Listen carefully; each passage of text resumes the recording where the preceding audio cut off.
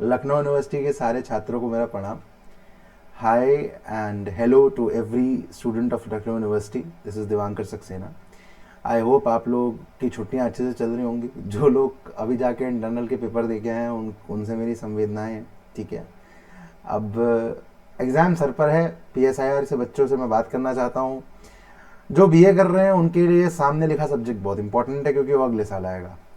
जिनका last semester चल रहा है ना, जिनका लास्ट ईयर चल रहा है, जो लोग इस वक्त MA first semester second semester first semester करके एक सेकंड सेमेस्टर में आ चुके हैं, उनके एग्जाम में आने वाला है ये, ठीक है। तो ये बहुत इंपॉर्टेंट है कि ये सब्जेक्ट हम समझ लें, क्योंकि देखिए international relation is a very important subject, not पर से पॉलिटिकल साइंस, बट अगर आपने इस सब्जेक्ट को समझ लिया तो आपको अखबार समझ में आने लगेगा, ठीक है। सिविल सर्विसेज के लिए भी अच्छा ही है, खराब नहीं है। आप संधियां समझने लगेंगे, देशों के बीच के रिश्ते समझने लगेंगे, और हाँ, आपके सिलेबस में इतना है कि आप इतनी चीज़ें समझ जाएं, ठीक है। तो IR कोई बहुत बड़ी चीज़ नहीं है, लेकिन अगर आपने समझना शुरू कर दिया तो बढ़िया है। नहीं समझ पाए तो बहुत समस्या आ जाएगी आपको, ठीक है। तो कुछ छात्र जो हैं नींद से जागे होंगे, कह रहे होंगे भाई पेपर वेपर आ रहे हैं तो थोड़ा सा मैं किताबें उठा लेता हूँ, देख लेता हूँ यूट्यूब पे कोई कोर्स पढ़ा हो तो देख लेता हूँ। अच्छी बात है, आप लोग आए, देखिए, बढ़िया है, आपने ज्वाइन करा है। तो देखिए आज के इस कोर्स में कोशिश हम लोग करेंगे कि हम समझ सकें कि इंटरनेशनल रिलेशन का मीनिंग क्या होता है, ठीक है।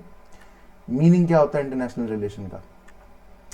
उसके बाद हम लिमिट एंड एक्सटेंड समझेंगे। ये आपके सिलेबस में जैसा लिखा है वैसा ही मैंने लिखा है, कोई बहुत डिफरेंस नहीं है कि कैसे हम एक स्कोप और नेचर उसका समझ सकें कि कहाँ तक वो एक्सटेंड करता है, क्या क्या स्फीयर्स, क्या क्या एरियाज में हम इंटरनेशनल रिलेशन के इन्फ्लुएंस को देख सकते हैं, और क्या क्या स्टडी करता है ये डिसिप्लिन।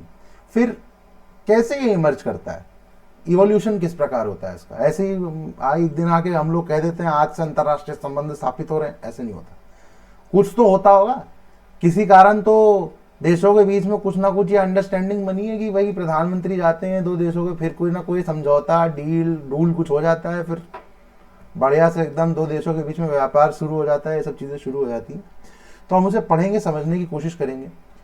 आप लोगों से मेरी बस एक प्रार्थना है, इसको देखकर समझकर इस पर नोट जरूर बना लीजिएगा, और जो भी क्लास में पढ़ लो उसको लिख जरूर लेना। क्लास जैसे आपने अभी ये मेरे ख्याल से चलेगी 40-45 मिनट, ये जब क्लास आप देख लें, समझ लें, तो इसमें नोट ज़रूर बना लें। एक बार नोट्स बना लिए तो फिर कोई तकलीफ ही नहीं है लाइफ में, फिर तो कोई टेक्निकल प्रॉब्लम भी नहीं आएगी। देखो एक बात है जो मैं समझता हूँ, if you know how to write it you will always understand it. आपने कोई चीज़ समझने का टेस्ट लेना है कि आपको समझ में आई, आप लिख के देख लो। देखो वीडियो देखते वक्त आधा दिमाग कहीं और चल सकता है ना। अरे कल यूनिवर्सिटी जाऊंगा तो वहाँ पे मेरी फेवरेट फ्रेंड मुझसे मिलने आएगी, तो ये सब चीज़ें दिमाग में आती हैं। लेकिन एट द सेम टाइम आप लिखोगे तो फ्रेंड दिमाग में नहीं आएगी, फिर आपके दिमाग में होगा कि मैं लिख लेता हूँ, कर लेता हूँ, ठीक है। और जो इसीलिए हमारे लिए इम्पोर्टेंट है कि जो भी आप लोग लिखें, समझें, उसे लिख लें। लिखना ज़रूरी है, आप लिखेंगे तभी आप समझ पाएंगे, ठीक है। क्लैरिटी आ जाएगी। एक बार आप लिख लोगे ना, लिख के बस किसी को समझा दो, ये ले भाई, ये कागज़ लो, और अब मैं जो तुमको बता रहा हूँ वो सुन लो मुझसे, बस बैठा दो किसी को, सुना दो। जैसे घर में मम्मी पापा हो, सुना देना, ठीक है। तो शुरू करते हैं। तो आज की क्लास में हम लोग इंटरनेशनल रिलेशन की मीनिंग को समझेंगे, लिमिट एंड एक्सटेंड को समझेंगे, इमरजेंस को समझेंगे।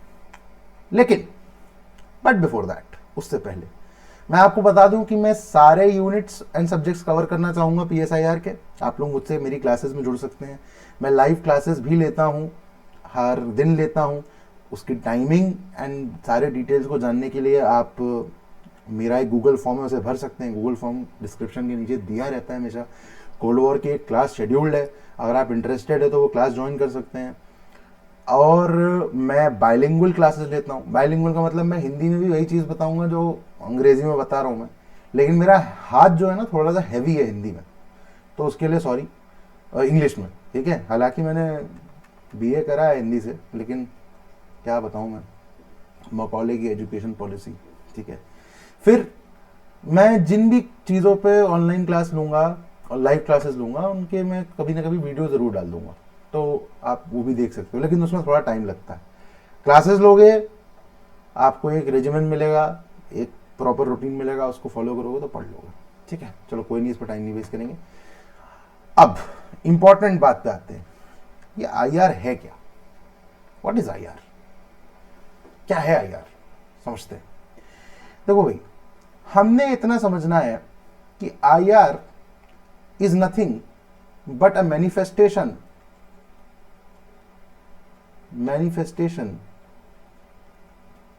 Of human behaviour. ये क्या बात हो गई? ये मानव का बर्ताव कैसे इसमें आ गया? ये कैसी चीजें लिख रहे हैं हम? देखो, ये सब एग्जाम में नहीं लिख के आना है, ये फिलॉसफी है, ये लिखोगे नंबर नहीं मिलेंगे। ठीक है, ये समझने के लिए बता रहा हूं मैं। ये दर्शन है बेटा, दर्शन है, सिद्धांत नहीं है। सिद्धांत को लिख के आओगे, सिद्धांत के नंबर मिलेंगे। दर्शन लिख के आ जाओगे सिद्धांत की जगह, आधे बच्चों की दिक्कत ये है, उस दर्शन की जगह सिद्धांत लिख के आते हैं, सिद्धांत की जगह दर्शन लिख के आते हैं, तो वो एक प्रॉब्लम है। इंट्रिंसिक होना, फैक्चुअल होना, दोनों में अंतर है।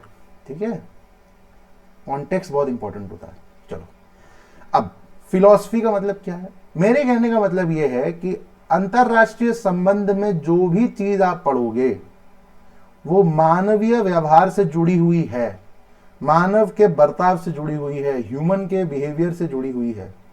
उसको आप उससे अलग नहीं कर सकते। There is nothing in international relation that is devoid of human behavior. Whatever exists in a controlled society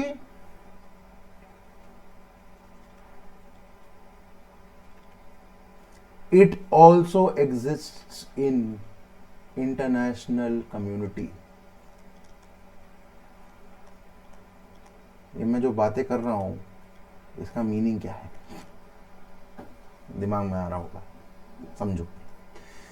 देखो, अगर मैं तुम्हें ये बताना शुरू कर दूं कि ये देश के बीच में ये संधि हुई थी, ऐसे यूएन बना था, ऐसे कोल्ड वॉर हो गई थी, ऐसे शीत युद्ध हो गया था, ये G20 है, ये सार्क है, ये आसियान है, तो फिर आप कहोगे आज किताब बंद कर देता हूं, आज मैं जाता हूं पिक्चर देखने। ठीक है, लेकिन अगर मैं आपको ये बताऊं कि अंतर्राष्ट्रीय संबंध मूलभूत मानव की रिक्वायरमेंट, मानव के बर्ताव, मानव की जिंदगी से जुड़े हुए हैं, तब आप उसे इजीली समझ पाओगे।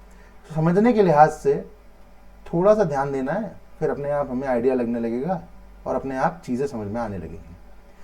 फर्स्ट ऑफ ऑल, आपको ये समझना है कि इस पूरे डिसिप्लिन में हम एक इंटर डायमेंशनल स्टडी करते हैं। क्या करते हैं? Inter dimensional study. इसका मतलब मल्टीपल डायमेंशंस है, बहुआयामी पढ़ाई है ये, बहुआयामी इसका अध्ययन है। आप एक चीज को पकड़ के लेकर अध्ययन नहीं कर सकते। क्या आपने आज सोच लिया कि आज मैं केवल राजनीति पढ़ लूंगा किसी देश की और मुझे उस देश के अंतरराष्ट्रीय संबंध, उसके देश की विदेश नीति समझ में आ जाएगी? तो नहीं, आपको उस देश के भूगोल से भी थोड़ा समझना पड़ेगा, उसकी ज्योग्राफी से भी थोड़ा बहुत रिलेट करना पड़ेगा, उस देश की कह सकते हैं नेचुरल रिसोर्सेस के का भी उसमें बहुत बड़ा योगदान होगा, इकोनॉमी के जो आर्थिक संसाधन होते हैं उसका भी बहुत बड़ा उसमें योगदान होगा। उसके बाद उस देश की राजनीति कैसी है, उसके देश की विचारधारा कैसी है ना। इसको बहुत छोटे से एग्जाम्पल हम लोग समझने की कोशिश करेंगे। फॉर एग्जाम्पल, एक हमारे भाई हैं ए और एक हमारे भाई हैं बी। ठीक है, अब ए जो हैं ये एक ऐसे इलाके में रहते हैं जहां पर गन्ना बहुत मिलता है। गन्ना मतलब शुगर केन बहुत मिलता है, अंग्रेजी के छात्रों के लिए, जो हमारे मौकौले के जो हैं बहुत प्यारे भक्त हैं। और बी जो है, बी के यहाँ दाल बहुत मिलती है, पल्सेस बहुत मिलती हैं। ठीक है, पल्सेस बहुत मिलती हैं। एक ए है जिसके यहाँ शुगर केन बहुत है। वैसे ही एक हमारे जो हैं, एक हमारे भाई हैं सी। अब सी पे बाद में आएंगे, ठीक है, सी पे थोड़ी चर्चा बाद में करते हैं। अब एक बात बताइए, हमारे पास ये दो देश हैं, दो लोग हैं, ए एंड बी, ये दोनों व्यक्ति हैं। इनके पास केवल शुगर केन है, ए के पास और बी के पास केवल और केवल पल्सेस हैं, दालें हैं। अब एक बात बताओ भाई, एक चीज से क्या जिंदगी निकल जाती है? जिंदगी भर क्या आप गन्ना खा सकते हो? जिंदगी भर आप क्या दाल ही पियोगे बैठ के जिंदगी भर? लाओ मम्मी कटोरा लाओ, दाल पियेंगे, आज बहुत बढ़िया खेती हुई है, नहीं कर सकते। तो क्या होगा, हम अपनी अपनी नीड्स को पूरा करने के लिए, अपनी जरूरतों को पूरा करने के लिए हम क्या करेंगे, हम व्यापार करने की कोशिश करेंगे, ट्रेड करने की कोशिश करेंगे। कैसे करेंगे? अरे भाई तुम्हारे यहाँ गन्ना बहुत है और मेरे यहाँ दाल बहुत है, तुम्हें चाहिए गन्ना, मुझे चाहिए क्या, मुझे चाहिए दाल, चलो व्यापार कर लेते हैं, तुम मेरे से एक्सचेंज कर लो, मैं तुमसे एक्सचेंज कर लेता हूं, बढ़िया। तो देखो इंटरनेशनल रिलेशन में एक डायमेंशन जो हम कवर करते हैं, जिसको हम समझने की कोशिश करते हैं, जो हम कवर कर रहे हैं, वो है ट्रेड। ठीक है, ट्रेड, ठीक है। Trade is not equal to economy, economy is not equal to finance, finance is not equal to commerce. बहुत सारे बच्चे गलती करते हैं कि वो अर्थव्यवस्था को वित्तीय व्यवस्था से, वाणिज्य व्यवस्था से, व्यापारिक व्यवस्था से जोड़ देते हैं। वो कहते हैं, वो ऐसे रिप्लेस कर देते हैं, व्यापार यानी वाणिज्य नहीं, व्यापार माने व्यापार। भाई अगर एक शब्द बना है किसी एक चीज को बताने के लिए तो उसका मीनिंग है ना कुछ, उसको फॉलो करिए। तो ट्रेड डिफरेंट है, ट्रेड अलग है, ट्रेड व्यापार है, ट्रेड इज बिजनेस, है ना, कमोडिटीज का एक्सचेंज हो रहा है वहां पर। ठीक है, अब जब ट्रेड बढ़ता है, एक तरफ से एक घर से दाल जाती है तो दूसरे घर से शुगर केन आता है, गन्ना आता है, तो रिसोर्सेज बढ़ती हैं, रिसोर्सेज बढ़ती हैं हमारे यहाँ, मतलब रिसोर्सेज में डाइवर्सिटी आती है, डाइवर्सिटी आती है तो एलोकेशन में फायदा होता है, एलोकेशन में फायदा होता है, मैं अभी हिंदी में भी बताऊंगा। एलोकेशन में जब फायदा होता है, फायदा होने का मतलब डाइवर्सिटी आती है तो एलोकेशन हम लोग अच्छे से कर सकते हैं, मोर अप्रोप्रिएटली कर सकते हैं। अभी हमारी न्यूट्रिशियस नीड अगर बी को देखा जाए तो वो केवल दाल से पूरी कर रहा है ना, जो अपने पोषण की जो उसकी जरूरत है वो दाल से पूरी कर रहा है। लेकिन अब शुगर के आने से वो दाल को कम कर सकता है, थोड़ा शुगर को इनकॉर्पोरेट कर सकता है, तो थोड़ा उसको एडिशनल कार्बोहाइड्रेट मिल जाएंगे, थोड़ी शुगर ग्लूकोज मिल जाएगा, है ना, प्रोटीन थोड़ा कम होगा, उसको किडनी की समस्याएं नहीं आएंगी। ठीक है, वैसे ही जो शुगर केन जिसके यहाँ उग रहा था वो थोड़ा प्रोटीन ले लेगा, थोड़ा प्रोटीन सब्स्टिट्यूट कर देगा ग्लूकोज में, तो उसको शुगर का, डायबिटीज का प्रॉब्लम नहीं होगा। ऐसे समझो। तो ये जो मैनेजमेंट है आपके रिसोर्सेस का, ये इकोनॉमिक्स करती है।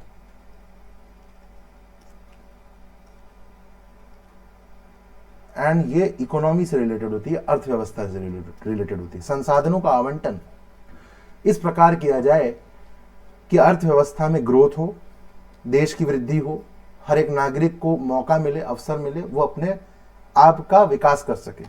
तो दूसरा डायमेंशन हम देखते हैं इंटरनेशनल रिलेशन में, इकोनॉमिक्स आ जाता है, यानी व्यापार यानी अर्थव्यवस्था आ जाती है। अब समझ लो, ध्यान दो, अर्थव्यवस्था और ट्रेड आ जाता है यहां पे। ठीक है, अब मान लो ये बाबू एक सी है हमारे, ये दाल उगाते हैं, ये भी दाल उगाते हैं, ये भी दाल उगाते हैं, ये भी दाल उगाते हैं, दोनों लोग दाल उगा रहे हैं। ठीक है, बी भी दाल उगाता है, सी भी दाल उगा रहा है। अब सी बोलता है कि मेरे पास भी दाल है, मैं भी बेचना चाहूंगा, खरीदार तो एक ही है। समझो, खरीदार तो एक ही है, ध्यान देना, खरीदार एक ही है। खरीदार कौन है? ए है। अब ये जो खरीदार है, सी इसके पास जाता है, कहता है कि ऐसा है, देखो मैं अपनी दाल तुम्हें कम दाम में बेच सकता हूं, तुम मुझे गन्ना बेच दो, मुझे गन्ने की जरूरत है। तो सी क्या करता, ए क्या करता है, अपना पूरा जो ट्रेड है वो देखता है, अरे यार इसके यहाँ तो दाल की वैरायटी भी अच्छी है और ये सस्ते में दे रहा है, तो वो इससे भी ट्रेड करना शुरू कर देता है। समझो कहानी, समझो। अब जब देखो, अब जब आप ऑलरेडी एक किसी कंट्री से व्यापार कर रहे थे, जब आप इससे ट्रेड करोगे, किसी कंट्री से नहीं, किसी इंसान से व्यापार कर रहे थे, व्यक्ति से, मैं बार बार देश ले आ रहा हूँ, बस समझने की कोशिश करना। अगर आप ऑलरेडी किसी व्यक्ति से व्यापार कर रहे थे और कोई और आदमी आ गया, तो ये तो लाजमी सी बात है कि दो संगठनों, दो गुटों, दो जो आपके ये जो दो पक्ष हैं, इनके बीच में क्या हम ये मान सकते हैं कि इनके बीच में एक तरीके का विवाद पैदा होगा, एक तरीके की कॉन्फ्लिक्ट पैदा होगी? इतना मान सकते हो कि नहीं मान सकते हो? बताओ, मान सकते हो? जब ये कॉन्फ्लिक्ट पैदा हो जाएगी, एक बार ये विवाद पैदा हो गया, अरे इसका इसी के तैसी, इसको तो मैं बताऊंगा, अब सस्ते में दाल बेच रहा ना। अब मान लो बी के घर से कुछ लोगों ने देखा कि हमारा आर्थिक नुकसान हो रहा है, इन्होंने सी का खेत जला दिया, जाके ये गए इन्होंने खेत जला दिया, एक्ट ऑफ एग्रेशन कर दिया, यूनिलैटरल। ये सब शब्द सुने होंगे आपने न्यूज में, ये क्या शब्द है भाई, यूनिलैटरल, स्टेटस को चेंज कर दिया एकदम। तो कहने का मतलब ये है कि ये एक्ट ऑफ एग्रेशन एक तरीके से ऐसी हरकत करना जिससे इम्बैलेंस क्रिएट हो, जिससे विवाद, कॉन्फ्लिक्ट बढ़े, एस्केलेशन हो दो ग्रुप्स के बीच में, तो वो एस्केलेशन हो जाएगा। अच्छा ये बात बताओ, इस एस्केलेशन से किसका नुकसान है? क्या ए का नुकसान है, बी का नुकसान है, सी का नुकसान है? अगर यहां पे विवाद होगा तो किसका नुकसान होगा बताओ? कुछ छात्र होंगे जो कह देंगे अरे सी का खेत जला दिया, सी का नुकसान होगा। नहीं, सी भी तो रिटेलिएट करेगा, कुछ ना कुछ तो ये भी करेगा भाई। विवाद तो दो तरफा होता है, ताली दोनों हाथों से बजती है, एक हाथ से नहीं बजेगी। तो देखो, सी का तो नुकसान होगा, बी का भी नुकसान होगा, ए का कोई नुकसान नहीं होगा ना। सोचो बेटा, जब बी और सी एक दूसरे को सैबोटाज करने में, एक दूसरे के खिलाफ युद्ध लड़ने में, या एक दूसरे से बस लड़ने में, झगड़ने में अपना टाइम और रिसोर्सेज, संसाधन खर्च करेंगे, तो क्या ए से सही व्यापार हो पाएगा? हो पाएगा? नहीं हो पाएगा, ए का भी नुकसान होगा। कहानी समझ में आ रही? थोड़ी बहुत नहीं आ रही तो बताओ, फिर तुमको तो दूसरी अप्रोच लें, फिर तुम्हें आईआर की किताब दिलवाएं हम, पढ़ो फिर उससे। इतना तो समझ में आ जाना चाहिए मेरे ख्याल से, ठीक है। अब चलो, इतनी बात समझ में आती है, इतनी बात थोड़ी बहुत समझ में आती है, तो हम ये भी कह सकते हैं कि इंटरनेशनल रिलेशंस के जो डायमेंशन है उसमें कॉन्फ्लिक्ट भी आ जाती है। अच्छा एक बात बताओ, कॉन्फ्लिक्ट आ तो गई, ए बी सी में, इन दोनों में कॉन्फ्लिक्ट है, कॉन्फ्लिक्ट है, चल रही है, विवाद चल रहा है। इस विवाद का निवारण कैसे करा जाएगा? कोई तो तरीका होगा, कोई तो जरिया होगा जिससे हम इस विवाद के निवारण को करने की कोशिश करेंगे कि भाई हम कोई सोल्यूशन दे दें, दोनों देशों के बीच में कुछ ना कुछ ऐसी अच्छी अच्छी और बुरी बातें करा दें, कुछ डिसाइड कर लें। लोग कर सकते हैं, कुछ तो कर सकते होंगे। ये मतलब हमने तो आज सरेंडर ही कर दिया है कि अब नहीं हो पाएगा, करना होगा। जिसको सबसे ज्यादा नुकसान होगा इस युद्ध से, देखो ना, देखो समझो, नुकसान सबका हो रहा है, पर ए के तो इंटरेस्ट भी नहीं है इसमें, इस युद्ध में ए का कोई इंटरेस्ट नहीं है, इसमें ए का घाटा ही है, नुकसान ही है, लॉस ही है। तो ये क्या करेगा? ये भी बोलेगा भाई डिप्लोमेसी, बातचीत, थोड़ी शांति कर लो, थोड़ा सा एक दूसरे से वार्तालाप कर लो, रिजोल्यूशन कर लो। तो कॉन्फ्लिक्ट जहां आएगी या जहां कॉन्फ्लिक्ट होने की बात होगी वहां डिप्लोमेसी भी आ जाएगी। अब देखो, एक कॉन्फ्लिक्ट का मतलब ये नहीं कि हर तरफ झगड़ा होगा। कॉन्फ्लिक्ट ट्रेड रिलेटेड कॉन्फ्लिक्ट भी हो सकती है, मिलिट्री कॉन्फ्लिक्ट भी हो सकती है, आइडियोलॉजिकल कॉन्फ्लिक्ट भी हो सकती है। अब मान लो ये बी जो है ये किसी और धर्म के हैं, ये किसी एक्स रिलीजन के हैं, सी जो है ये वाई रिलीजन के हैं। अब दोनों रिलीजन की वैसे भी आपस में नहीं बनती है। लो भैया, पांचवी बात, आइडियोलॉजी भी आ गई, विचारधारा भी आ गई, डायमेंशंस देखिए आप अंतरराष्ट्रीय संबंध के। अब मान लीजिए बहुत समय तक युद्ध हुआ, बहुत समय तक युद्ध हुआ, बहुत समय तक युद्ध हुआ, अनएम्प्लॉयमेंट आने लगा, इकोनॉमी गिरने लग गई, मतलब घर में गरीबी आ गई, भाई अनाज भी पूरा जला दिया जा रहा है, लड़ाई भी कर रहे हैं, खून भी बह रहा है। तो उससे क्या होगा? आंतरिक राजनीति, पॉलिटिक्स में भी असर पड़ेगा। पड़ेगा कि नहीं पड़ेगा? गलत बोल रहा हूं मैं? जो आपके घर की राजनीति होगी, राज्य व्यवस्था होगी, उस पर भी असर पड़ेगा कि नहीं पड़ेगा? पड़ेगा, 110% पड़ेगा। ऐसा हो ही नहीं सकता ना पड़े। पढ़ना है, उसको पढ़ना ही है, हो ही नहीं सकता ना पढ़े। लो भाई, 6 हो गई डायमेंशन। और डायमेंशन ढूंढ सकते हैं क्या? बिल्कुल ढूंढ सकते हैं, पर अभी ये 6 समझो। कहने का मतलब, international relation is a discipline that studies the relation of Nations. ठीक है। अच्छा एक और चीज इसमें, एक और इंपॉर्टेंट बात समझो। ए है, बी है, सी है, तीनों में अब कॉन्फ्लिक्ट है, कुछ ना कुछ दिक्कत है। बताओ, अभी एक कॉन्फ्लिक्ट की बात कर रहे हैं केवल। अभी हम एक और एग्जांपल देंगे जिसमें पीस होगा दोनों में, तीनों में अच्छे रिलेशन होंगे तीनों में। तीनों में कुछ ना कुछ समस्याएं हैं, तीनों में समस्याएं हैं, कुछ ना कुछ दिक्कतें हैं तीनों में। तो हमें एक बात बताओ, ए के परिवार के जो लोग होंगे और बी के परिवार के जो लोग होंगे और सी के परिवार के जो लोग होंगे, उनकी रिलेशनशिप कैसी होगी? डिफाइन किया जा सकता है, बताया जा सकता है? ए के परिवार के लोग बी के परिवार के लोगों से ज्यादा अच्छे रिश्ते रखेंगे? नहीं, मुश्किल है रखना, है ना? तो सोसाइटी जो है आपकी ना, सोसाइटी पे भी इन्फ्लुएंस पड़ेगा। इसका मतलब जो आपके नॉन स्टेट एक्टर्स होते हैं, आगे पढ़ाऊंगा, उनके रिलेशन में भी असर पड़ेगा, जो कि इंटरनेशनल रिलेशन में कवर किए जाते हैं। ठीक है, तो कहने का मतलब है कि ये सारी चीजें, ट्रेड, इकोनॉमी, आपका डिफेंस, कॉन्फ्लिक्ट है तो डिफेंस भी आ जाएगा इसमें, डिफेंस, आपकी डिप्लोमेसी, डिप्लोमेसी में आपकी विदेश नीति आ जाएगी, फॉरेन पॉलिसी। डिफेंस का मतलब रक्षा होता है, जिन बच्चों को डिफेंस का मतलब नहीं पता, मैं अज्यूम नहीं करता हूं, अगर आपको लगे कि किसी शब्द का मतलब नहीं बताया है तो मुझे बता देना, मैं लिख भी दूंगा, अगले वीडियो में भी डाल दूंगा। ठीक है, चलो, अब कॉन्फ्लिक्ट है, डिप्लोमेसी है, आइडियोलॉजी है, पॉलिटिक्स है, सोसाइटी है, नॉन स्टेट एक्टर्स हैं, सब लोग हैं इसमें, है ना? समाज में क्या क्या चीजें हो रही हैं, समाज की कैसा मेकअप है ना? अब मान लो लीडर्स तो समझ जाए, ए बी सी समझ गए कि हमें तो भैया अपने कॉन्फ्लिक्ट निपटाने चाहिए, नहीं तो नुकसान हो रहा है। लेकिन अब ए के परिवार के बच्चे हैं, बी के परिवार के बच्चे हैं, सी के परिवार के बच्चे हैं, इन्होंने तो भाई देखा है अपने माँ बाप को, अपने चाचा ताऊ को, सबको मरते हुए जाके लड़ाई होती रही है इतने सालों तक, खानदानी लड़ाई। कुछ लोग उसमें से कहेंगे नहीं, हम तो ये लड़ाई नहीं खत्म होने देंगे, हम तो जन्मजात दुश्मन हैं इनके।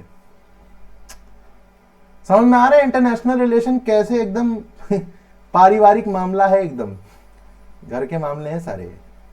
चलो, अब पीस का जो मैंने तुम्हें एग्जांपल देने की कोशिश करी है आप लोगों को, पीस में क्या है? पीस में यही सब चीजें अच्छी हो जाएंगी, ट्रेड अच्छा हो जाएगा, इकोनॉमी अच्छी हो जाएगी। पीस मतलब ये नहीं कि शांति चल रही, पीस मतलब अच्छे रिलेशन हो। कॉन्फ्लिक्ट कम होगी तो डिफेंस पे एक्सपेंडिचर कम होगा, तो आपको देखेगा कि जो भी वेस्टर्न यूरोपियन कंट्रीज हैं, स्कैंडिनेवियन कंट्रीज जो हैं, है ना, जो कॉन्फ्लिक्ट में कम पार्ट लेती हैं, उन पर डिफेंस एक्सपेंडिचर देखो कितना कम है उनका। जो कॉन्फ्लिक्ट जोन्स में रहती हैं countries, India, Pakistan, China, Japan, USA, UK, इनका डिफेंस एक्सपेंडिचर देखिए कितना बड़ा है। कहने का मतलब है how your geography is, how your international diplomacy is, how your ideology is, everything has a role to play in how you build international relations. इसीलिए अंतर्राष्ट्रीय संबंध एक समावेश है, एक ऐसा विषय है जो समसामयिक मुद्दों को, जैसे व्यापार, वाणिज्य, अर्थव्यवस्था, विवादास्पद जो समस्याएं होती हैं दो देशों के बीच में, है ना, कूटनीति, विचारधारा, राजनीति, समाज, ऐसे सारे तत्वों को लेकर अपने अंदर जिस तरह से नीति बनाई जाती है, उस नीति की स्टडी है इंटरनेशनल रिलेशन। अच्छी बुरी, सही गलत की स्टडी है इंटरनेशनल रिलेशन। मेरी बात आप लोगों को क्लियर हो रही होगी, समझ में आ रही होगी? ठीक है, आईआर क्या है वो हमें समझ में आया आज, थोड़ा बहुत समझ में आया, नहीं आया कोई बात नहीं, समझा देंगे, दोबारा समझा देंगे, तिबारा समझा देंगे, कोशिश करेंगे। ठीक है, अच्छा, इसी में हम अब देखते हैं कुछ चीजें। विदेश नीति जो होती है ना, फॉरेन पॉलिसी हमारी,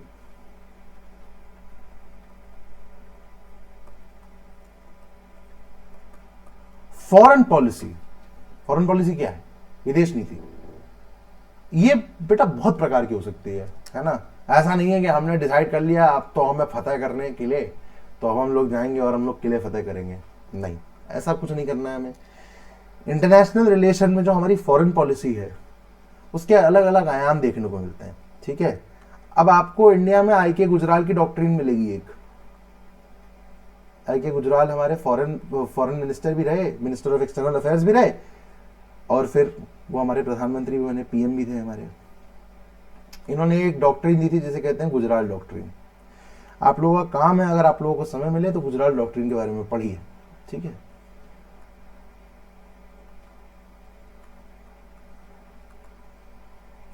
एक गुजराल डॉक्ट्रिन इंडिया की है और एक चाइना का बेल्ट एंड रोड इनिशिएटिव है।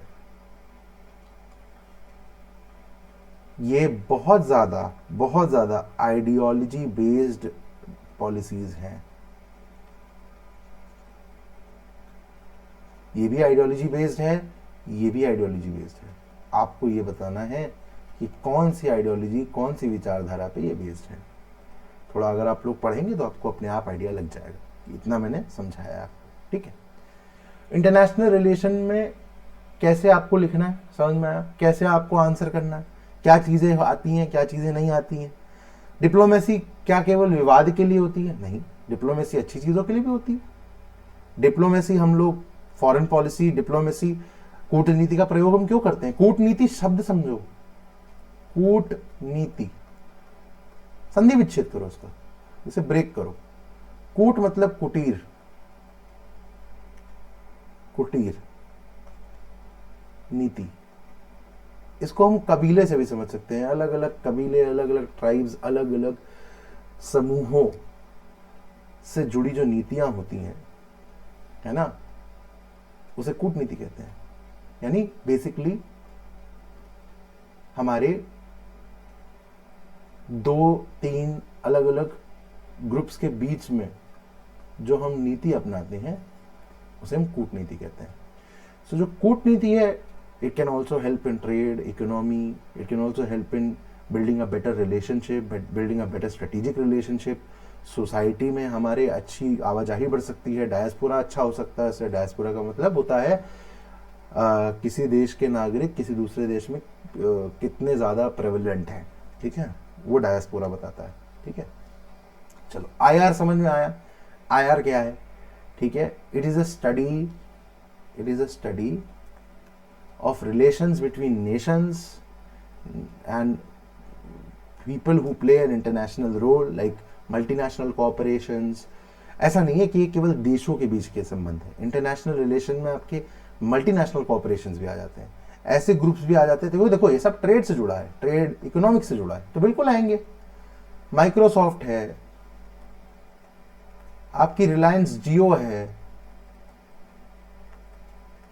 बिल्कुल आएंगे, 110% आएंगे, वो इन्वॉल्व होंगे इसमें, बिल्कुल इनका एक्टिव इन्वॉल्वमेंट होगा उसमें, इंटरनेशनल रिलेशन में। तो अच्छा, इसके अलावा सोशल सर्विस ग्रुप्स होते हैं, जैसे एनजीओ होते हैं, एनपीओज होते हैं, ये भी अपना एक एक्टिव रोल प्ले करते हैं, बाहर जाते हैं। आप जैसे देखोगे, आपने अगर कोई वेस्टर्न शोज देखे हो तो आपने देखा होगा कि वहां पे लोग, एक सेकेंड, वहां पे लोग जाते हैं क्या कहते हैं, दूसरे देश में चर्च बनाने।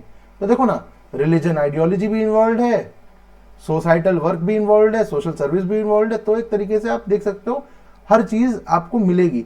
इनको आप ब्रैकेट्स में, कंपार्टमेंट्स में मत पढ़ो, इनको आप कंपार्टमेंट्स में मत पढ़ो। और मैं आपको इतना लंबा समय लेके इसीलिए समझा रहा हूं ताकि आपका कंसेप्ट क्लियर हो जाए कि अंतरराष्ट्रीय संबंध होते क्या है, ताकि आपको आगे जाके दिक्कत ना आए कि आप बाद में कहोगे अरे यार मेरे को उसका बेसिक ही नहीं क्लियर है और फिर मैं इतनी बड़े बड़े चीज़ें पढ़ूँ, इंटरनेशनल रिलेशन पढ़ूँ, पॉलिसी पढ़ूँ, है ना। इसमें आपको एक चीज़ और आती है जो आजकल पिछले 100 सालों में जिसके ऊपर बहुत फोकस करने लग गए हम लोग, वो है क्लाइमेट। क्योंकि climate is something which everyone shares. इसको अगर हम ABC वाले एग्जाम्पल से भी समझने की कोशिश करें, मैं यहाँ समझा देता हूँ, ध्यान से देख लो एक बार, है ना। A है, B है, C है, ये एक ही जगह पे रह रहे हैं ना, कॉन्फ्लिक्ट भी कर रहे हैं, पीस में भी रह रहे हैं, तो एक ही जगह रह रहे हैं। अब मान लो वहां पर भर भर के एकदम बाढ़ आ जाए, ऐसे से बाढ़ आ जाए। By the way, Himachal Pradesh में बहुत गंदी बाढ़ आई हुई है, बहुत ज्यादा बारिश हो रही है हिमाचल प्रदेश एंड जम्मू कश्मीर, तब वेरी डिफिकल्ट सिचुएशन, बाढ़ आ जाए फिलहाल। तो I hope everyone, if anyone is here from there, I hope उनके फैमिली अच्छी हो, सेफ हो, ठीक है। चलो, अब बाढ़ आ गई, तो भाई ऐसे समय में तो आप कॉन्फ्लिक्ट नहीं कर सकते ना, जो आप कर रहे हो तो बेवकूफ हो आप, फिर तो मैं कुछ कह ही नहीं सकता। अगर आपने कहा था नहीं नहीं आप बाढ़ आएगी तब भी मैं अपने दुश्मन का सर काट के रख दूंगा, नहीं कर सकते, नहीं कर सकते। और ऐसे समय में आप दोस्ती भी नहीं रख सकते, क्योंकि कोई कोऑपरेट करने को रेडी नहीं है, यार मेरी दोस्ती ना टूटे इससे, नहीं। ऐसे समय में आपको एक ग्लोबल इनिशिएटिव लेना पड़ेगा, एक आपको कह सकते हैं एक यूनाइटेड स्टैंड लेना पड़ेगा कि आप इस बाढ़ से निपट सको और अपने परिवारों को सुरक्षित कर सको। तो वही चीज हम क्लाइमेट में करते हैं, क्लाइमेट मिटिगेशन में करते हैं।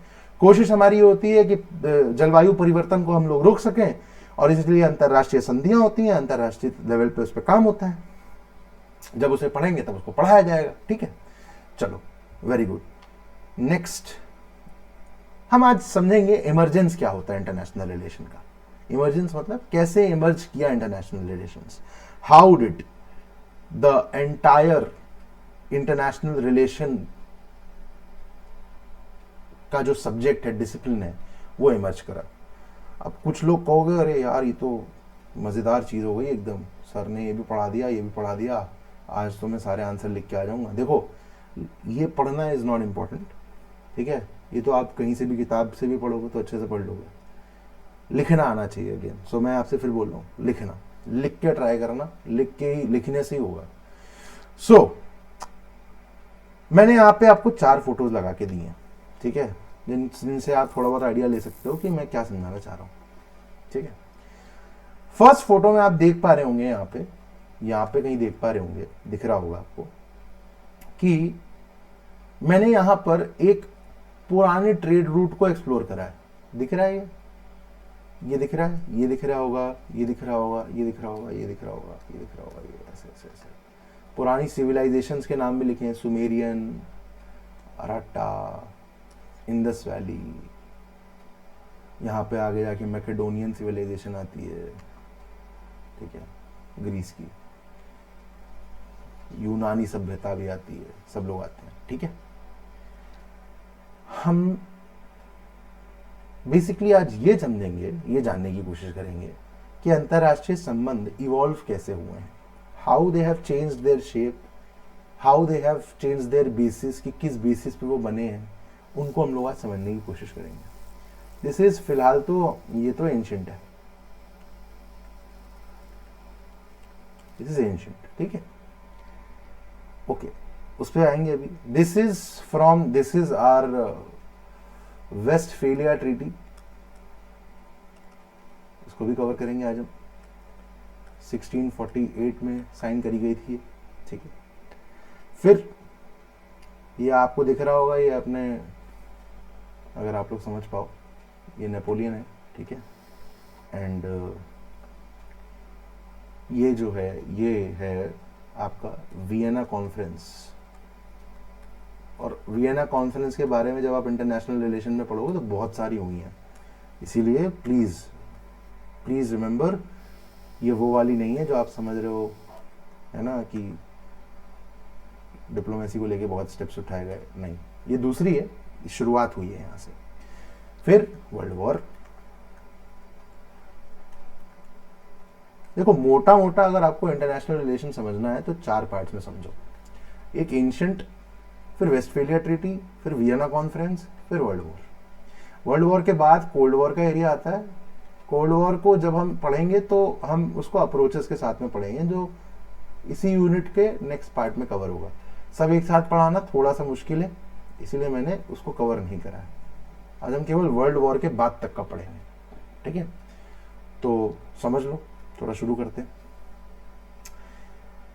देखो, पहले क्या था ना, पहले के समय में स्टेट का बहुत ज्यादा प्रेजेंस हमें देखने को नहीं मिलता था। आई होप राज्य और स्टेट का मतलब लोगों को यहाँ पता है। आई होप यहाँ पे ऐसे अच्छे बालक नहीं है। पहली बात तो ये नक्शे में सुधार करा जाए, है ना। ये जो अन्याय करते हैं दूसरे लोग, जो नक्शा बनाते हैं भारत का, मुझे एकदम पसंद नहीं है। एक सेकंड,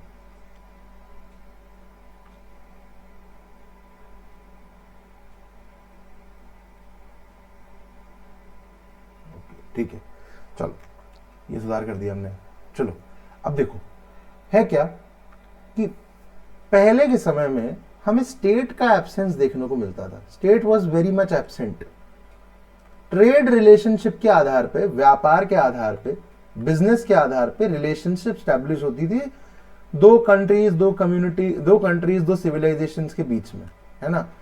इंडस वैली सिविलाइजेशन आपको यहाँ देखने को मिलेगी, ठीक है। यहाँ पर इंडस वैली सिविलाइजेशन आपको देखने को मिलेगी। ये पूरी इंडस वैली सिविलाइजेशन का पार्ट है, ठीक है। फिर यहां से आप जाएंगे तो आपको सुमेरियन देखने को मिलेगी, सुमेरियन सिविलाइजेशन, ठीक है। यहां पे सुमेरियन के बाद आपको यहां पे इजिप्शियन सिविलाइजेशन देखने को मिलेगी, सिंधु घाटी सभ्यता, इजिप्ट सभ्यता। यहां पे देखिए आप इजिप्शियन देखने को मिल रही है। तो कहने का मतलब है पहले कल्चर का और गुड्स का ट्रेड होता था, ठीक है। कल्चर का ट्रेड नहीं होता था, कल्चर का एक्सचेंज होता था। तो हम क्या देखने को मिल सकता है यहाँ पे हमें ये देखने को मिलता है कि कल्चर का एक्सचेंज होता है यहाँ, ठीक है, और ट्रेड होता है, और काफी प्रॉस्पेरस ट्रेड होता है ना। ये जितने भी सिविलाइजेशंस हैं ये आपस में काफी अच्छा और प्रॉस्पेरस ट्रेड करते हैं। तो कुछ सिविलाइजेशंस जो इस समय ट्रेड कर रहे थे उनके नाम आप लिख लो, ठीक है, क्योंकि वो जरूरी है। एग्जाम में लिखोगे तो कैसे लिखोगे? देखो सबसे पहले तो एंशिएंट सिल्क रूट बहुत जरूरी है। ये ऐसा, मैं इंडस वैली पे नहीं आ रहा हूँ क्योंकि इंडस वैली बता चुका हूँ अभी। ये चाइना का सिल्क रूट था, ये बहुत फेमस राउट था, ठीक है। फिर अब आ जाओ, सिल्क रूट के बाद अपना सिंधु घाटी सभ्यता, इंडस वैली सिविलाइजेशन। इसके बाद नेक्स्ट पॉइंट यूनानी सभ्यता, ग्रीक सिविलाइजेशन, बहुत जरूरी है। बहुत चीजें ट्रेड हुई हैं। मेसोपोटामियन सिविलाइजेशन, मेसोपोटामियन, एक सेकेंड, मेसोपोटामियन,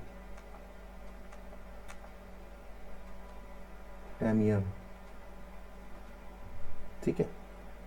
एक हिटी सिविलाइजेशन भी थी, Hittite civilization. These names are very important, इनको आप याद कर लीजिए, लिख लीजिए।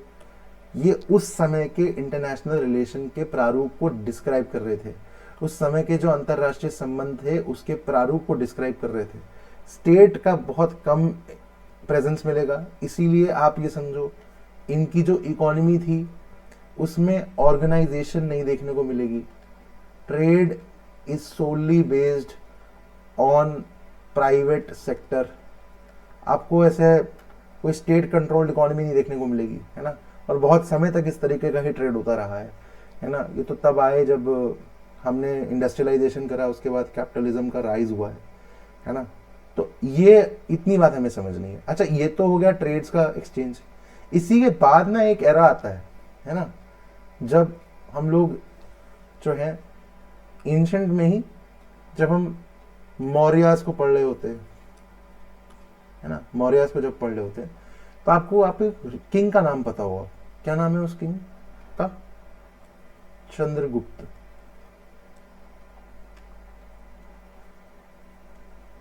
मौर्य।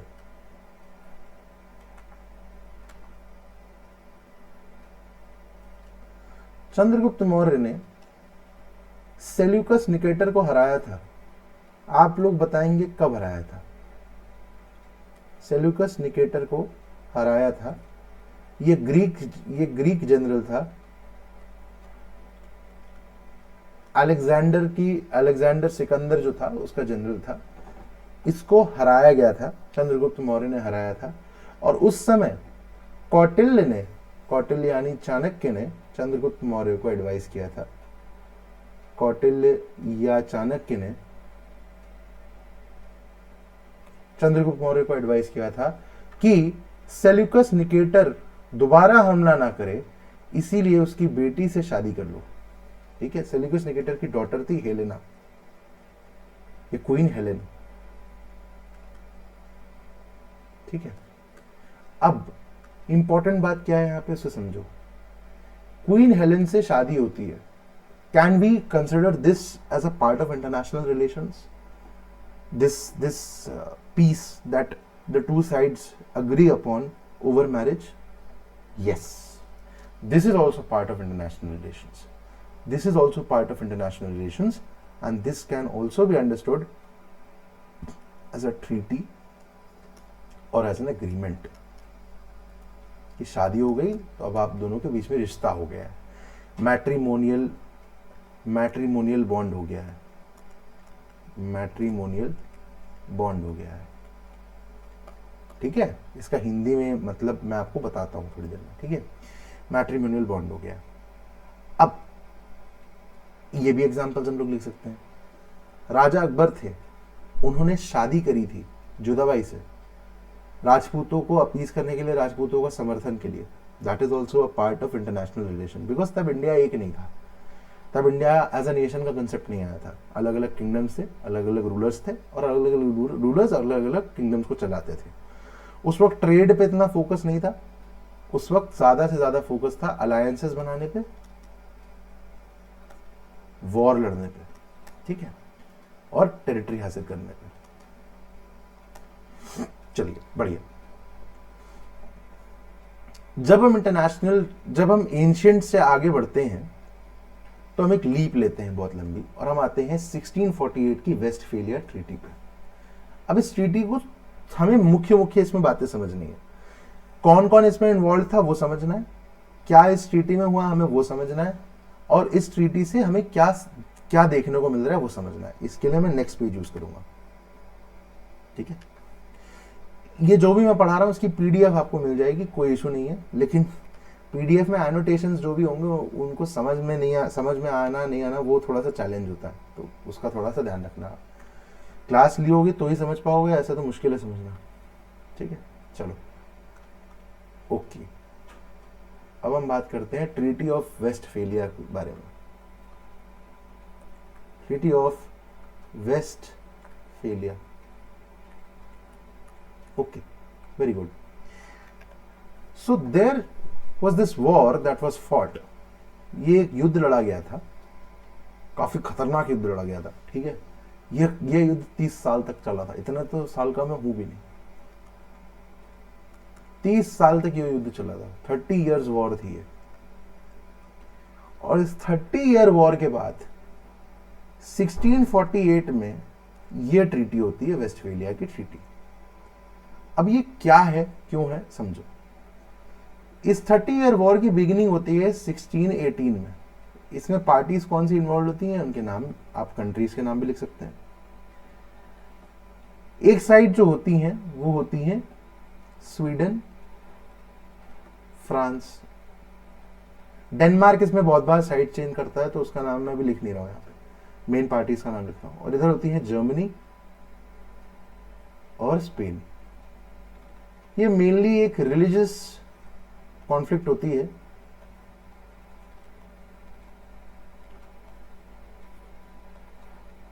पर ये ऑल्सो किंगडम्स के बीच में होती है।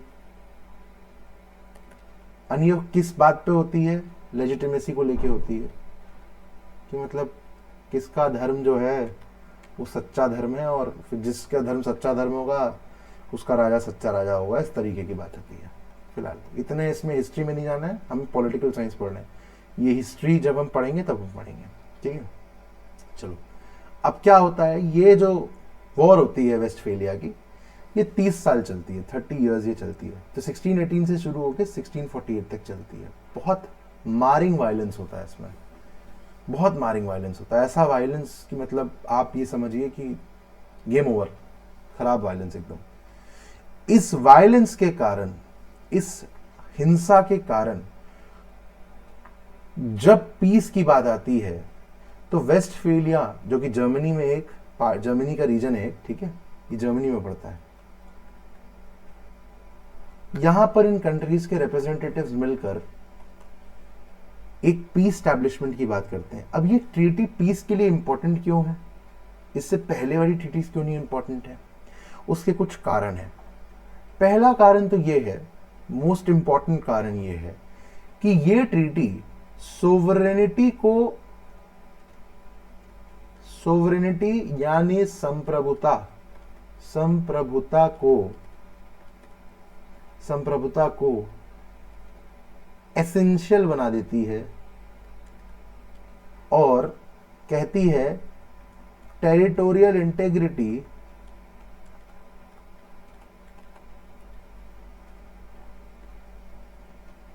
एंड सोवरेनिटी किसी भी देश की एक इंपॉर्टेंट चीज है, उसे वायलेट नहीं करना चाहिए,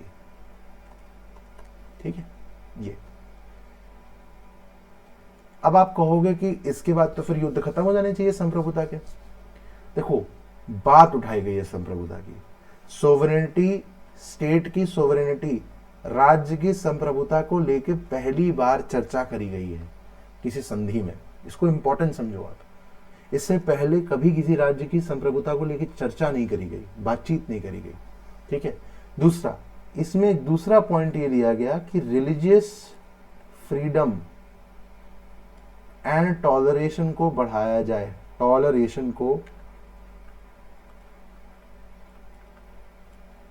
बढ़ाया जाए, इंक्रीज किया जाए। मतलब कंट्रीज, नेशंस को इस बात से बिल्कुल मतलब नहीं होगा कि किसी नेशन का रिलीजन क्या है, वहां क्या रिलीजन प्रैक्टिस होता है, और रिलीजन नेशन के अंदर जो भी रिलीजन होंगे उन सबको हम लोग सिक्योरिटी देंगे, उनको एक्सेप्ट करेंगे, उनकी तरफ टॉलरेशन दिया जाएगा। अब यहाँ पर केवल क्रिश्चियनिटी के अंदर के रिलीजन्स की बात हो रही है, ये बात समझना। ये लोग खुद को कहते हैं हम तो सेक्युलर थे, नहीं, ये क्रिश्चियनिटी के बीच के ही दो तीन सेक्ट हैं जो आपस में लड़ते रहते हैं, तो उन्होंने उसमें बोला। अब मैं ये नहीं कह रहा हूँ क्रिश्चियन सेक्युलर नहीं है कि आप लोग ऑफेंस ले लो। मैं ये कह रहा हूँ कि इस ट्रीटी में जिस रिलीजियस फ्रीडम की बात कर रहे हैं वो एक ही धर्म के अंदर कुछ सेक्ट्स को लेकर है, कुछ ग्रुप्स को लेकर है। समझ में आ रहा है? क्लैरिटी हो जानी चाहिए इस चीज की, ठीक है। चलो, अब ये हो जाता है। तीसरी चीज भी बोलते हैं, तीसरी चीज ये बोलते हैं कि इंटरनल मैटर्स में, इंटरनल इश्यूज में, समझो, इंटरनल इश्यूज में इंटरफेरेंस नहीं करा जाएगा।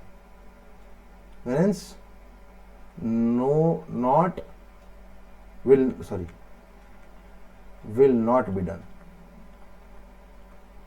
यानी आंतरिक मामलों में, आंतरिक विषयों पर किसी भी देश के किसी भी तरीके का हस्तक्षेप नहीं करा जाएगा, ठीक है। ये तो इंपॉर्टेंट बात है। चौथी, ये मतलब ये आप समझ लो, ये क्रक्स है, इसका क्रक्स समझो। इन्होंने कहा वॉर को, युद्ध को और इसके यूज को, इस पे एक बहुत इंपॉर्टेंट डिस्कशन करा। बेटा, इससे पहले 1648 की इस वेस्टफेलिया पीस से पहले, वेस्टफेलिया पीस से पहले वॉर को legitimate means, legitimate form of policy माना जाता था। लेजिटिमेट फॉर्म ऑफ पॉलिसी मतलब अगर आपको किसी भी तरीके की काम करना है तो डायलॉग एंड डिप्लोमेसी बाद में, पहले वॉर है। समझ में आ रही है मेरी बात? क्लैरिटी हो रही है इस चीज की? कहने का मतलब इसको as a tool of policy माना जाता था कि अगर हमें कोई चीज अटेन करनी है तो उसके लिए युद्ध लड़ा जाए। तो उस पर पहली बार सवाल उठे कि वॉर कब जस्टिफाइड है, किसी देश की सोवरेनिटी पर अटैक करना, सोवरेनिटी को वायलेट करना कब जस्टिफाइड होगा, किन सिचुएशंस में हम वॉर को यूज कर सकते हैं। War was first a part of policy, then it became part of resorts, instruments. War is an instrument, it is not policy. युद्ध कभी आपकी नीति नहीं हो सकती, युद्ध आपका ऑप्शन हो सकता है। आप अगर युद्ध नीति बना के चलोगे तो कैसे काम होगा? तो इस लिहाज से वेस्टफेलिया की संधि इंपॉर्टेंट है। आई होप ये क्लैरिटी आ रही होगी। अगर ये क्लैरिटी आ रही है तो अंतर्राष्ट्रीय संबंध समझ में आ रहे होंगे, ठीक है। अभी तक का बेसिक समझकर, ये समझ के आई थिंक आपको थोड़ा बहुत आइडिया लग रहा होगा कि जो मैं पढ़ रहा हूं वो क्या है, ठीक है। चलो, अब नेक्स्ट चीज पे आते हैं। Vienna conference 1815। इसमें आपको एक जाना पहचाना चेहरा दिख रहा होगा जिसपे अभी एक पिक्चर भी आ रही है। जुलाई में, अगस्त में लिखा लेंगे पता नहीं। ये इनका नाम है मिस्टर बोनापार्ट। इनका पूरा नाम कौन बताएगा? Napoleon Bonaparte. नेपोलियन बोनापार्ट एक बहुत ही ताकतवर मिलिट्री लीडर रहे फ्रांस के, ठीक है। और इन्होंने एक तरीके से काया ही पलट दी थी जो सिचुएशन जो उस वक्त चल रही थी फ्रांस की। नेपोलियन ने बेसिकली 3 नेपोलियनिक वॉर्स लड़ी हैं।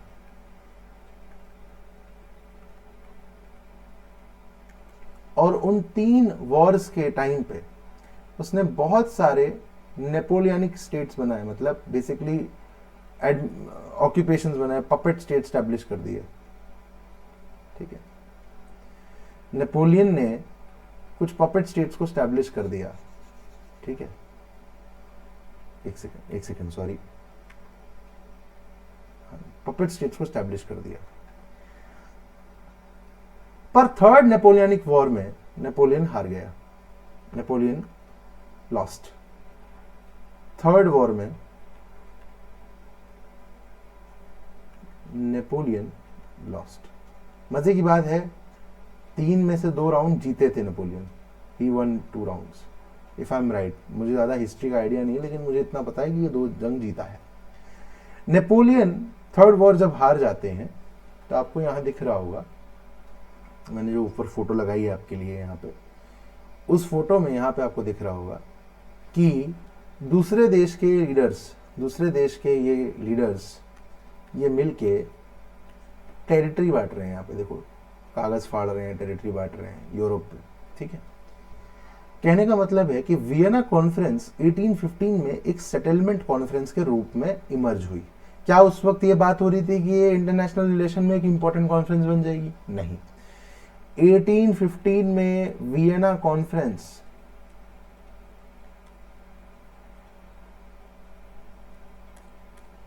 कॉन्फ्रेंस एक इंपॉर्टेंट सेटलमेंट कॉन्फ्रेंस के रूप में आई कि हम नेपोलियन जो अपने पीछे छोड़ के जा रहे हैं युद्ध में हार कर, उसका बंटवारा किस आधार पर कैसे करा जाए, उससे रिलेटेड चर्चा इस कॉन्फ्रेंस में करी जाएगी।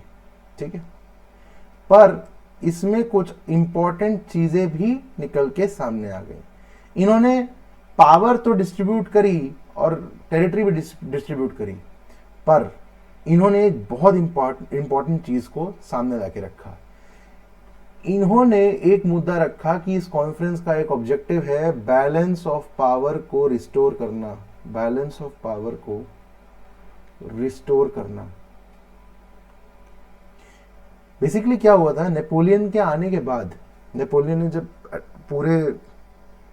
पूरे लैंडस्केप पे, यूरोप पे एक बहुत लॉन्ग कैंपेन चलाई, तो बहुत सारे पावर्स जो थे, बहुत सारे कंट्रीज जो थे, वो काफी हेजिटेंट हो गए वॉर एंड मिलिटराइजेशन को लेकर, है ना।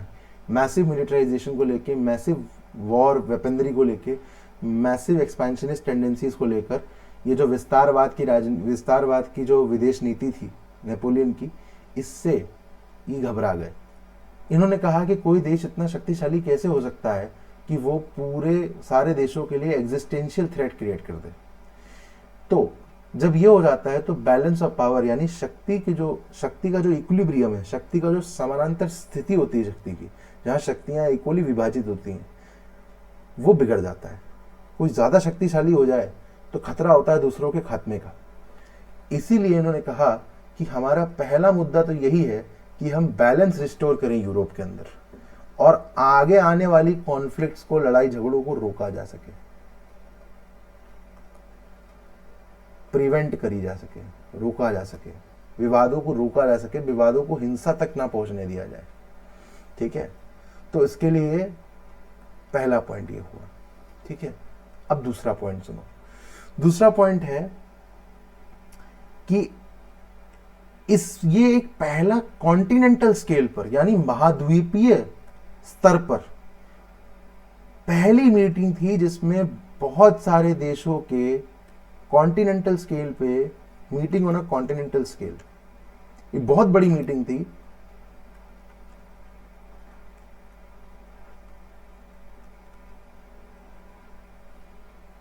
महाद्वीपीय स्तर पर एक बहुत बड़ी कॉन्टिनेंटल स्केल पर एक, हम कह सकते हैं, एक मीटिंग थी जहां पर बहुत सारे देशों के रिप्रेजेंटेटिव्स, प्रतिनिधि आकर कैसे आगे कॉन्फ्लिक्ट रोकी जा सकती है, कैसे आगे के अंतर्राष्ट्रीय संबंध चलेंगे, कैसे आगे की नीतियां बनाई जाएंगी, उस पर चर्चा करते हैं। ठीक है, ये बात क्लियर है?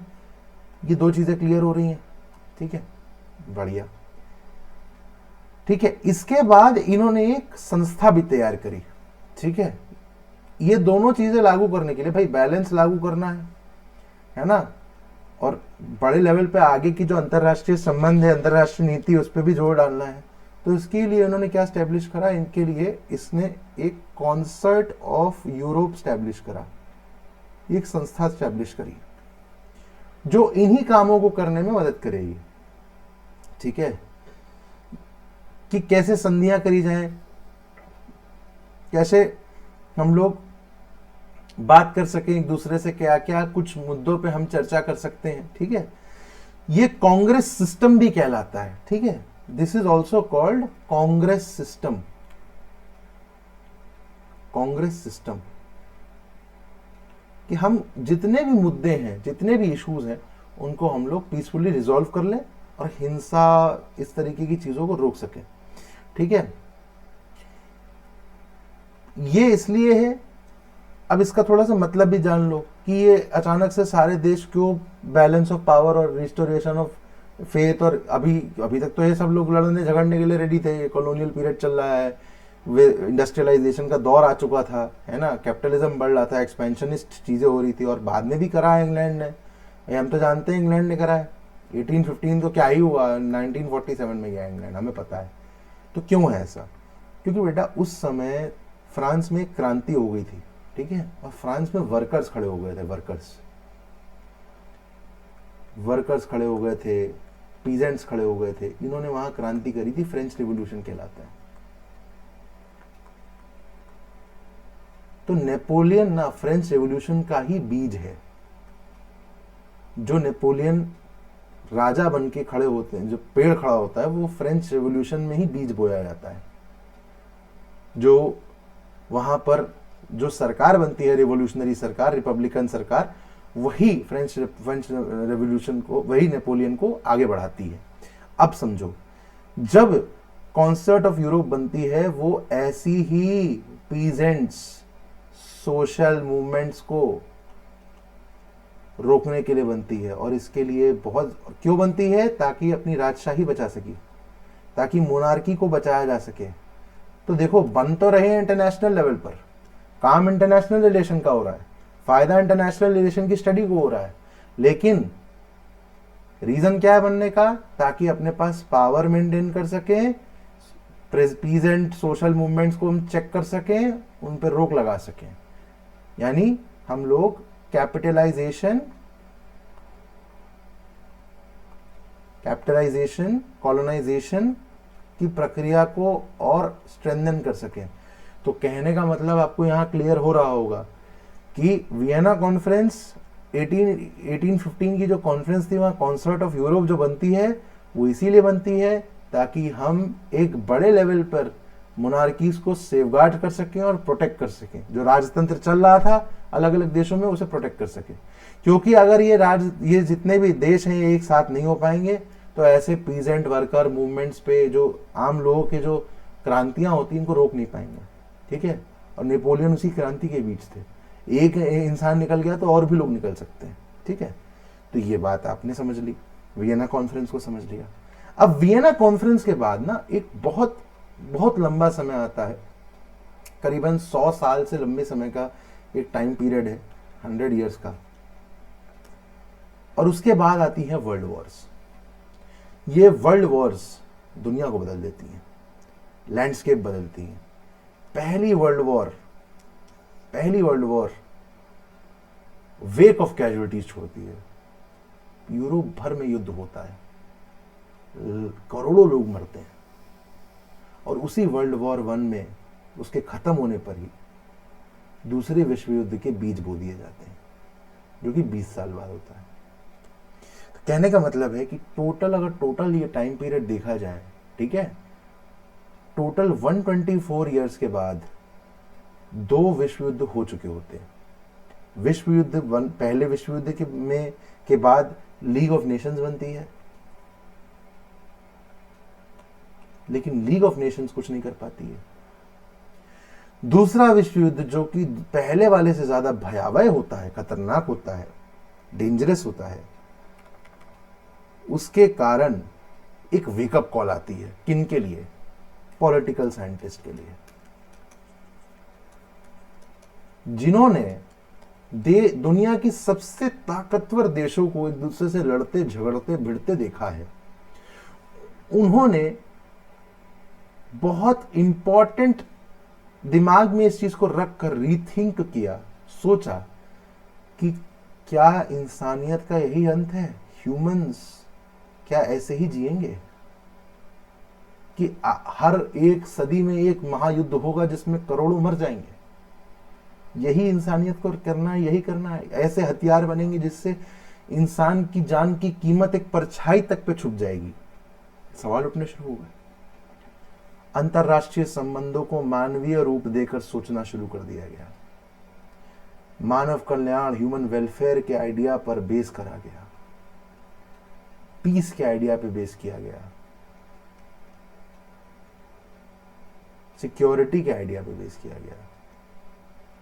ये सारे आइडियाज को इंपॉर्टेंस दिया गया और कोशिश की गई कि एक आइडियलिस्ट वर्ल्ड क्रिएट करा जाए, ऐसी नीतियां लाई जाएं जिससे देशों के बीच में कम से कम विवादों पर युद्ध ना हो। ये जो इंपीरियलिज्म वाली हरकतें हैं ना, कि जब आप ताकतवर बन गए, आपने किसी दूसरे देश पे हमला करके उनको टेक ओवर कर लिया, आपने वहां उपनिवेश चलाने शुरू कर दिए, इन सब पर रोक लगाई जाए और हर देश को अपने लिए अपने हक की चीजें मांगने का अधिकार हो। समानता की बातें करी गई, समझौते की बातें करी गई, वैश्विक एकता की बातें करी गई, शांति की बातें करी गई। और इसी में हम लोग देखते हैं दूसरे विश्व युद्ध के बाद 1945 के साल में ही यूएन बन जाती है, यूनाइटेड नेशंस। और आज यूनाइटेड नेशंस काफी कारगर काम कर रही है दुनिया भर में शांति स्थापित करने के लिए। परंतु क्या यूनाइटेड नेशंस सक्सेसफुल है? इस पे सवाल उठते हैं, क्योंकि आप देखेंगे कि जैसे ही यूनाइटेड नेशन बनती है और दुनिया भर में शांति, सद्भाव, समझौते, कह सकते हैं वो universal declaration of human rights, इन सब की बातें होती हैं, उसी के 3 साल बाद 3 years लेटर, ठीक है, नहीं 4 years लेटर, 1945 में बनती है, 4 years लेटर नेटो बन जाता है। रशिया अपना एटॉमिक बॉम्ब टेस्ट कर देता है। एक सेकेंड,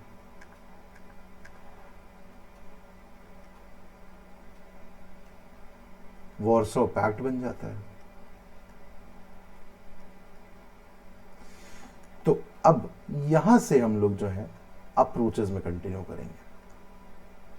कहने का मतलब यह है कि इवोल्यूशन आप देख रहे हैं किस तरह से हो रहा है, क्यों, क्या चीज इंपॉर्टेंट है, किस चीज पे चर्चा हो रही है, कैसे हम लोग एक लेस स्टेट एरिया से मोर एंड मोर स्टेट की तरफ बढ़ रहे हैं, इंटरनेशनल रिलेशन में more and more human approach की तरफ बढ़ रहे हैं।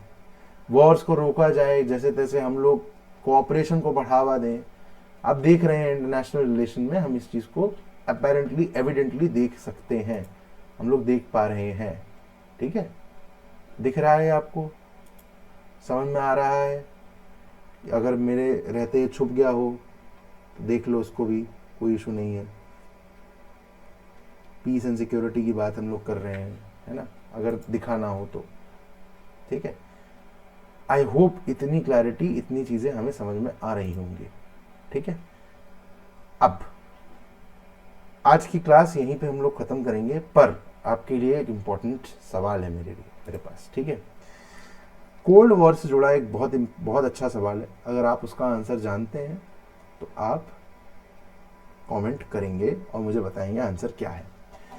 सवाल है, लॉट ऑफ एक्सपर्ट्स से that a Russian naval officer named Vasily Arkhipov saved the world from nuclear warfare by not okaying a nuclear strike against America. Which event of cold war is the situation related to? बहुत से विशेषज्ञों का कहना है कि Vasily Arkhipov नाम के एक रूसी नौसेना अधिकारी ने अमेरिका के खिलाफ परमाणु हमले को मंजूरी न देकर दुनिया को परमाणु युद्ध से बचाया। यह कथन शीत युद्ध की किस घटना से संबंधित है? अपना आंसर आप कमेंट बॉक्स में लिख सकते हैं। मैं आपके कमेंट बॉक्स में, मैं आपके आंसर का कमेंट बॉक्स में इंतज़ार करूँगा। और इंटरनेशनल रिलेशंस की पहली यूनिट के दूसरे लेक्चर जो कि हम लोग कवर करते हैं, modern face of international relations and approaches, को हम लोग जल्दी कवर करेंगे। मैं जल्दी वो वीडियो डाल दूंगा, ठीक है। तब तक के लिए आप सबको मेरा बेस्ट ऑफ लक। जय हिंद, जय भारत।